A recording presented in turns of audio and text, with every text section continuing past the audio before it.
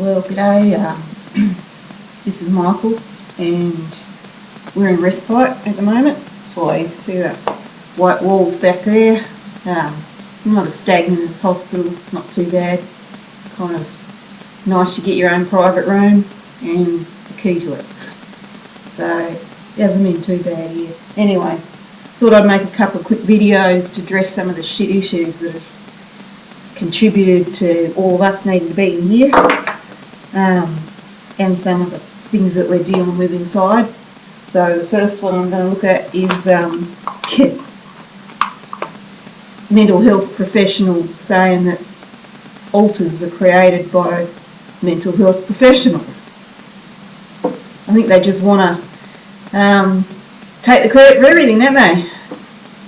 That they seem to think that alters are created by the power of suggestion of them to their clients, which is crap.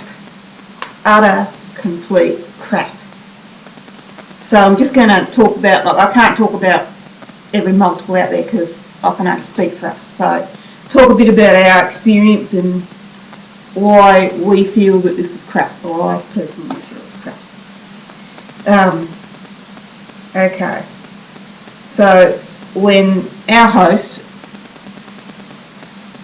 first went to this psychologist, and she said, yeah, it's a possibility you have multiple personality disorder or dissociative identity disorder. And when that was explained to her, she's like, no way. She did not want to have that disorder. She said, no, there's a lot of other things wrong, but that is not what's wrong. It's one thing I don't have to deal with. I've got other crap, but there's no way. So she was pretty certain she didn't have it.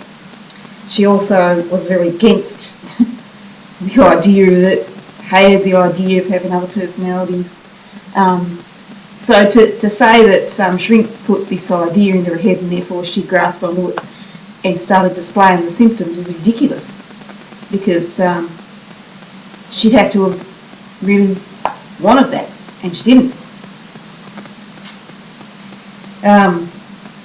So it wasn't by the power of hypnosis either, because you can't hypnotise someone without their consent. You can't put ideas into someone's head without them somehow wanting those ideas in the first place. She's really scared of the thought of multiple personality. She actually lost her job over it, because health went downhill. We were coming out at work. It was pretty chaos. And yeah, she lost a job that was a really good job for her because of someone saying, hey, you probably have DID.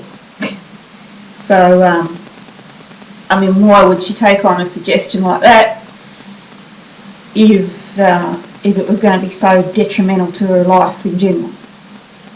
Why would anyone? Doesn't make any sense. So, and the other point was that we were here before the therapist had mentioned anything of that. Long before that, we were coming out. There was problems. That's why she went to a freaking therapist in the freaking first place, because we were there. Now, she hardly knew this person, this therapist. It's like she only seen her once, and that suggestion was made. So it wasn't like she was trying to people please or please a therapist or make a therapist feel, good about or whatever, or keep a therapist. So I can't really explain it, but hopefully that makes sense. Yeah, and the thing is that we remain whether there's a therapist involved or not. There's been times that there hasn't been much like therapy or much interaction, but we still come out. We come out at home. We come out during driving in the car. All kinds of other situations where alters will pop up. So I explain that. Alters come when our host is all alone. No one to watch, so it's not a show. Plus we know we're real. It's not for our benefit. This video here is for the benefit of all those people who think that alters are created by the power of suggestion. So if alters are created, or if DID is created by the power of suggestion, can you say that about other mental illnesses?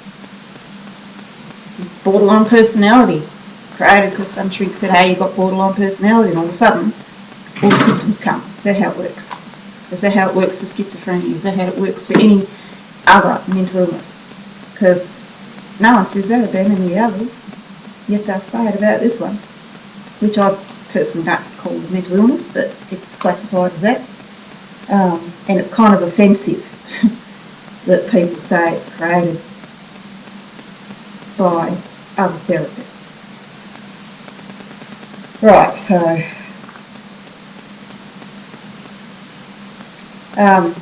yeah, I was surfing YouTube, found this video, which I'll try to cut in a bit of it, about a multiple who is physically blind and some of her alters can see. So, I'll explain that.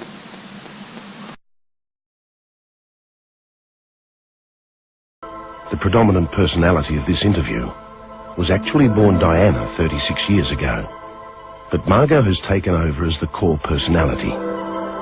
She has been diagnosed as having 68 personalities, all with different names, ages and abilities. Throughout this interview you will see her change, from a sweet 16-year-old Margot, to Jackie, a tough 21-year-old, to Corey, a 4-year-old who can neither read nor write. And as you will see, not all of these people are blind. I'm convinced that as she normally functions, she needs a seeing eye dog and she can't see. We wish to thank the following people for their expertise, time, and individual support. I mean, there's got to be people out there with doubts. I'm sure there'll be skeptics, and I don't blame them. I can't say that I wouldn't be a skeptic if I were on the other end. All I know is what is real for me and the treatment that I've had and how much that has helped and what a difference that's made in my life.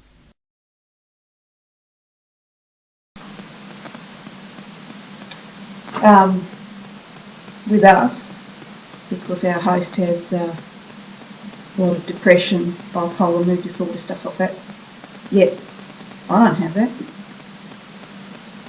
She can be totally depressed and I could come through and all of a sudden it's just completely calm. So I don't have bipolar mood disorder. I don't have any disorders. I'm just me. So hopefully it's all worded right. If it didn't, I'll have to remake it. But yeah, that's it on that subject. Check you later.